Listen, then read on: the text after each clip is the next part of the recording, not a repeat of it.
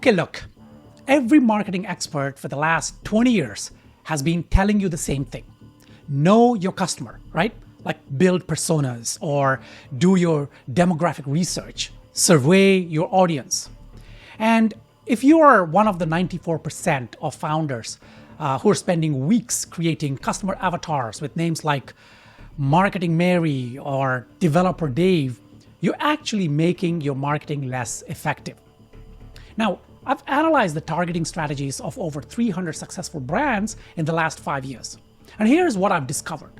The companies that know their customers the best using traditional methods have the worst conversion rates. Now, stay with me because by the end of this video, you'll understand exactly why demographic research is killing your marketing and what actually drives purchasing decisions instead. First, let's talk about how deep this advice goes. Go to any marketing course, read any growth hacking guide, talk to any agency. They'll all start with customer research. Create personas, map demographics, survey your users about their preferences, and yada yada. Now, I see this every single week in my founder cohorts. These brilliant entrepreneurs come to me with detailed customer personas. They've spent months building profiles, target customers' age, income, location, job title, even what coffee they drink. They think they're prepared. They show me their marketing results. Response rates under 1%, burned budgets, zero traction. When I put them through the truth execution kind of protocol, we uncover something completely different. The demographic research they spent months on, it's telling them nothing about what actually drives purchasing decisions. After 30 years of building brands and working with hundreds of founders, I've identified a clear pattern. The companies getting the worst marketing results are often the ones who know their customers best using traditional demographic methods. Now, let me show you some data I've collected with my work for founders, right? I've analyzed over 300 brands across my portfolio and cohorts, comparing their targeting approach to their actual conversion rates. Here is what the numbers show. Companies using demographic targeting averaged 1.2% conversion rates. Companies using psychographic targeting averaged 8.7 conversion rates, right? And the gap gets bigger as the purchase decision gets more complex. But here's what really matters. I've tracked the marketing spend efficiency across my founder network. In my experience, working with hundreds of startups, demographic targeting creates 3 specific problems that destroy your marketing return on investment. Number 1, demographics don't predict behavior. I worked with a SaaS founder in one of my cohorts who was targeting marketing managers at companies with 50 to 200 employees. Now that's a perfect demographic targeting, right? By conventional standards. What is the problem with that? Now, when we dug deeper, we discovered some marketing managers loved automation tools. Others hated them. Some were early adopters. Others waited 2 years to try new software.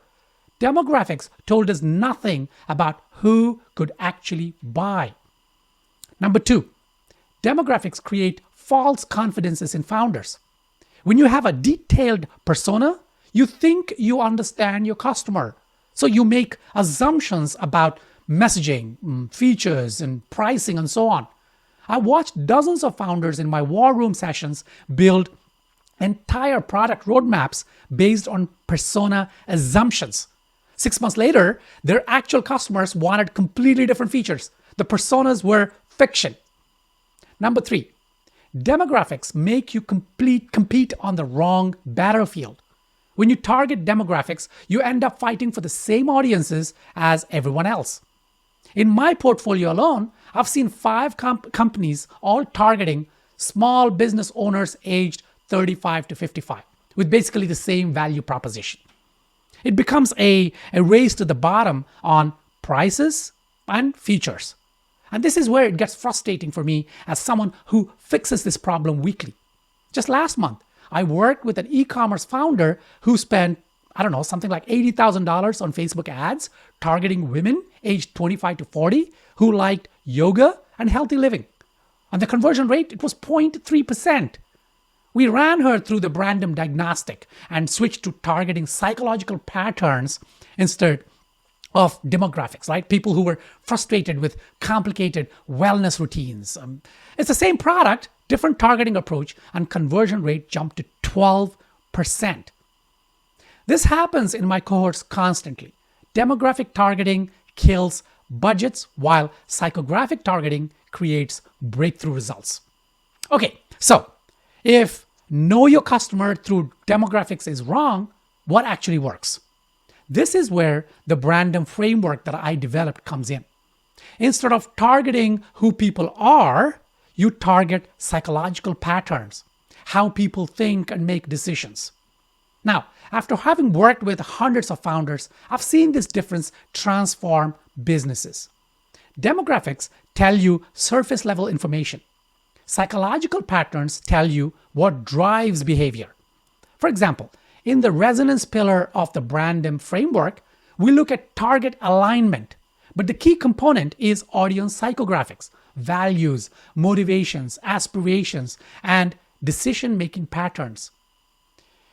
When I take founders through this kind of framework, we map values alignment, like what principles guide their decisions in this category. We look at motivational drivers, what emotionally pushes them towards the solutions. We look at aspirational identity, who they want to become. We also look at decision patterns, how they evaluate and choose between different options. A perfect example of that comes from my analysis would be Peloton. They didn't target affluent professionals who exercise, right? No, they targeted people with a specific psychological pattern. High achievers who were frustrated by time constraints preventing them from maintaining fitness routines. That's not a demographic, that's a mindset. The result is that they built a billion-dollar company, while traditional fitness programs and companies struggle to differentiate themselves targeting the same demographics. So this is what happens when you understand psychology instead of just demographics, something I've proven across hundreds of brands in my portfolio.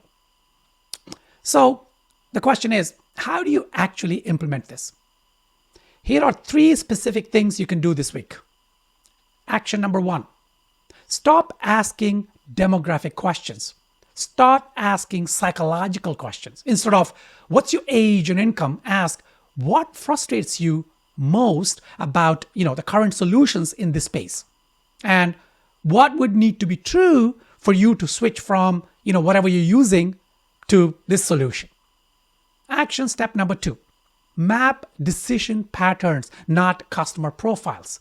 Interview 5 recent customers, not about who they are, but about how they made the decision to buy, what triggered them to start looking, what almost made them choose a competitor, what finally convinced them to buy from you. Look for patterns in their decision process. Action number 3, test psychological messaging, not demographic messaging. Create 2 versions of your core message, one focused on demographic benefits, right? So perfect for busy professionals, for example, and one focused on psychological drivers. Finally escape the complexity trap or something like that, right? Test both and see which converts better. Now, this is just the beginning. The complete resonance pillar has 4 components that work together, and audience psychographics connects directly to behavioral validation and pull strength. All right, so I want to hear from you in the comments. Have you been trapped by demographic targeting? What happened when you tried to build, personas versus understanding psychology?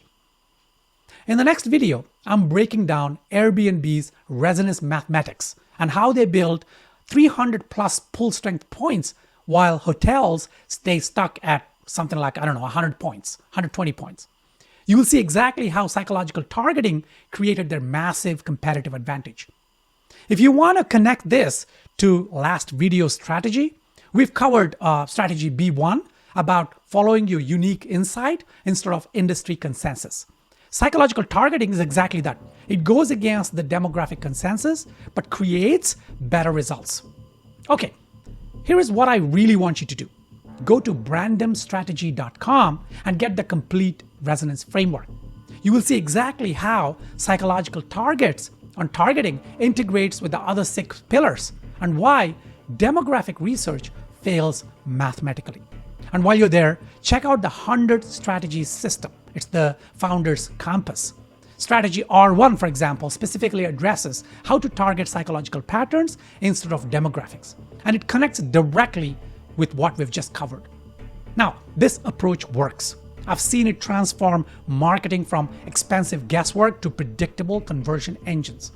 But only if you stop following the demographic orthodoxy and start understanding that actually drives human behavior. I will see you in the next video when we dive deep into how Airbnb engineered psychological pull that traditional hospitality companies can't match.